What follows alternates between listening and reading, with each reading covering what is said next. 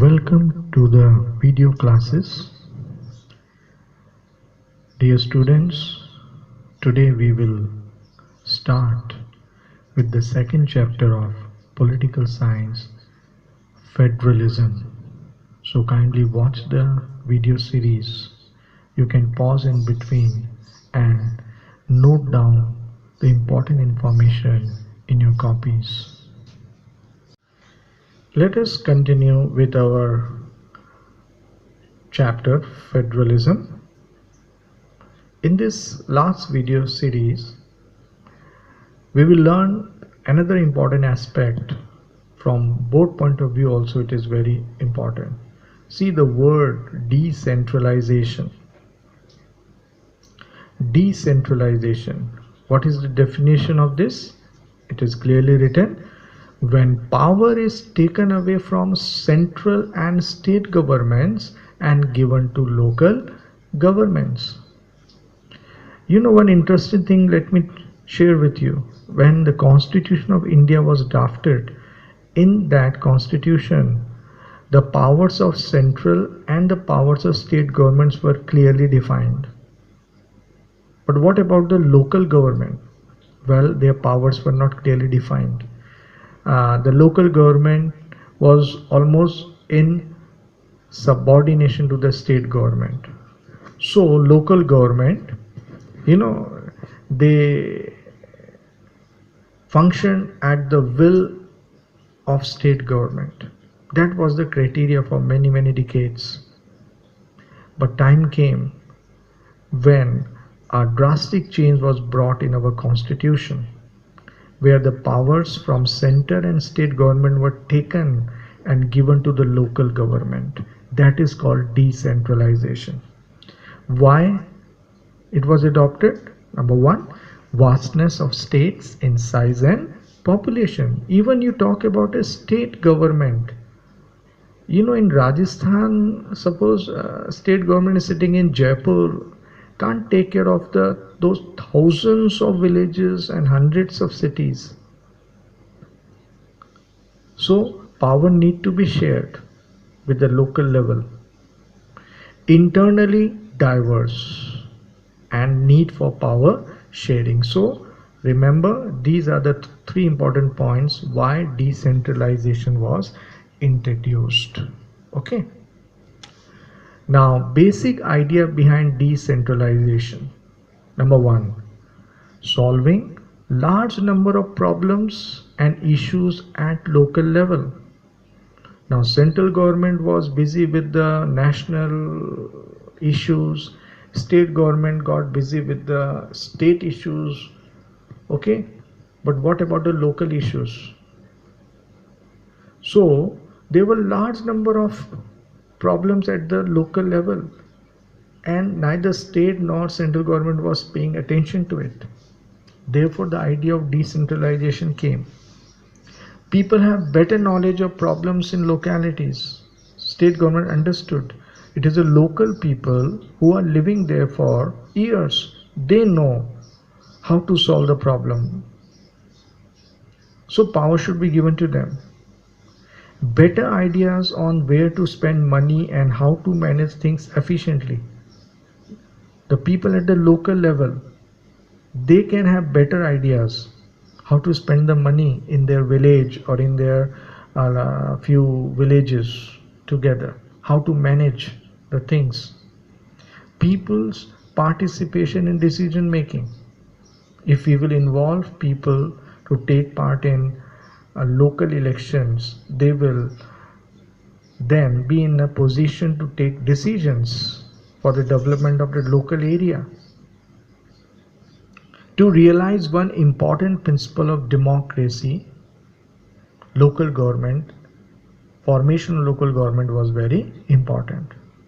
So strengthening the democratic principles at grassroots level, it was important that local government should be given powers, and these powers will be taken from center and state and given to them. Okay, this is the basic idea behind decentralization.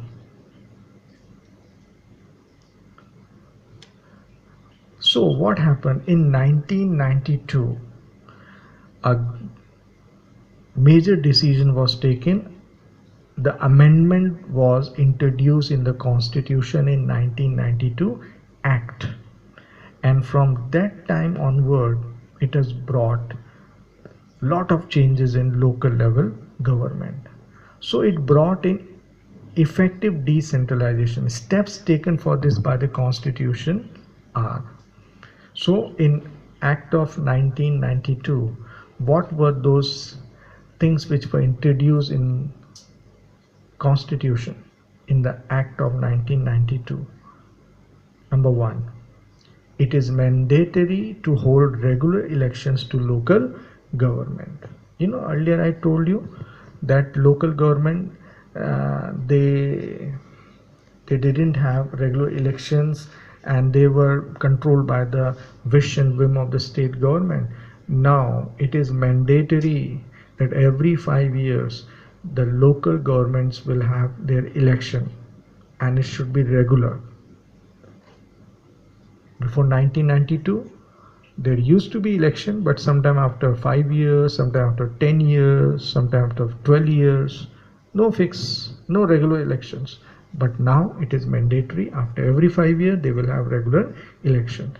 Number two, reservation of seats for SC, ST and OBC.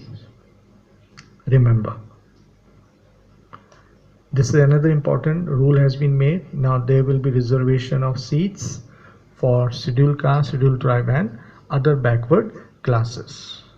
Okay, and 1/3 seats reserved for women. 1/3 seats reserved for women. State Election Commission conducts election. Now it will be the responsibility of State Election Commission to conduct elections regularly. State government shares some power and revenue with the local bodies. What about the funds? Well, the local bodies will get the funds from the state government and sometimes from the central government also. Okay, so this is how Panchayati Raj was strengthened from 1992 onward, and we know that Panchayati Raj has become well known nowadays. So here you can see Panchayati Raj is also having 3 levels: at village level, at block level, at district level. At village level it is called Gram Panchayat, at block level it is called Panchayat Samiti, and at district level it is called Zilla Parishad. Village level it is formed by Gram Sabha. Now what is Gram Sabha? Remember, in a village all the adults who are 18 years and above, they are the members of Gram Sabha. We know that 18 year onward people have right to vote. So Gram Sabha consists of all the adult members of particular village. Okay, so this Gram Sabha will cast the vote, and this is how the Gram Panchayat will be formed, and there will be a head which is called Sarpanch. And what is Panchayat Samiti? Groups of Panchayat, Gram Panchayat. Okay, groups of Gram Panchayat, they form Panchayat Samiti. And here you can see the members are elected by Panchayat members. Who are Panchayat members? All the Panches, Sarpanch and all other Panches, they are Panchayat members. So different villages will have Gram Panchayat. So all those members of Gram Panchayat will elect the members for Panchayat Samiti, and the head will be called BDO, Block Development Officer. District level it is called Zilla Parishad. So all different Panchayat Samitis, they will form Zilla Parishad, and it is formed by elected members and have members of Lok Sabha and MLA of the district, and the head is called Zilla chairperson. Okay, now local level at urban area. At towns it is called municipalities, where municipal chairperson is head. Big cities it is called municipal corporation, the head is called mayor. Now, what are the difficulties faced by the local governments? 1992 onward, local government has been strengthened, but still it is facing some problems. Number one, elections to Gram Sabhas are not held regularly. Okay, elections to Gram Sabhas are not held regularly. Still we find that in some places, though order is there, every 5 years you should go, but still we find sometimes these elections are not regular. So this is a difficulty. Number two, most of the state governments are not transferring powers and resources. This is a very, I will call it a real difficulty. The panchayats and the municipal, they want to do lot many things for the development of their villages, their city, their roads, lights, electricity, water, everything they want to do. But they do not have sufficient resources because the state government is not sharing those resources with the local government. They are not transferring real powers. It is only in file. But in actual reality, they are not transferring the power. So these are some of the difficulties which local governments are facing. I hope the entire chapter you have understood.